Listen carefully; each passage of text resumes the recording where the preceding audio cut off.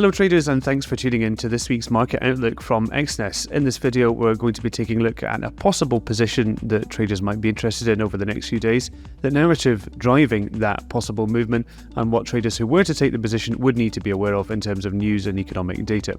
But before that, let's look back at the performance of last week's idea.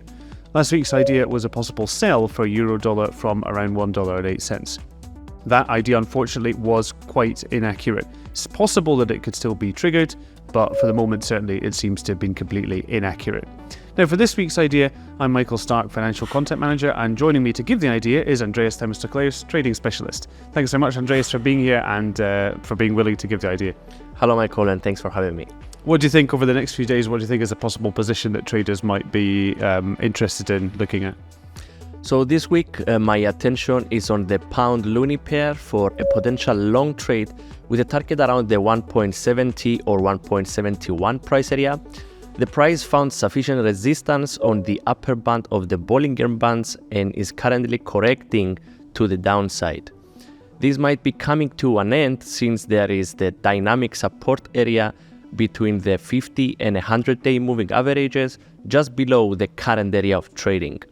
Also, the downward trend line, which was valid for more than a year, has been broken and the faster moving average is trading above the slower one, indicating that the bullish momentum is still valid. And what do you think are some of the most important narratives or factors that are driving the possible move up? So if we check the 10-year Treasury bond yields chart of UK and Canada, we will notice that there is an inverse relationship between the quid and the loonie yields.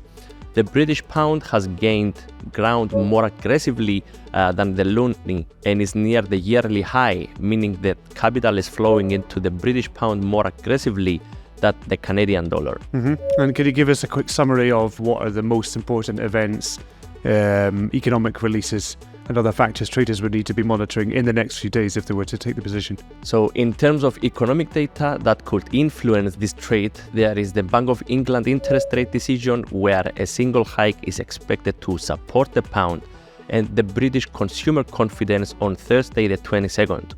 Also, traders need to pay attention on the Canadian inflation rate set to be published on the 27th of June. Okay, thanks very much, Andreas, for giving us the idea for this week.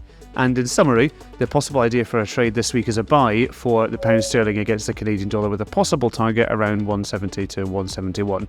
One of the primary narratives that's driving the idea is a divergence between yields of British and Canadian bonds. And the most important releases to be watching this week are the Bank of England's meeting with its expected single hike and British consumer confidence. Remember that this is just an idea for a trade, it's not a signal and it's not a guarantee of success. Always do your own research and remember to manage risk.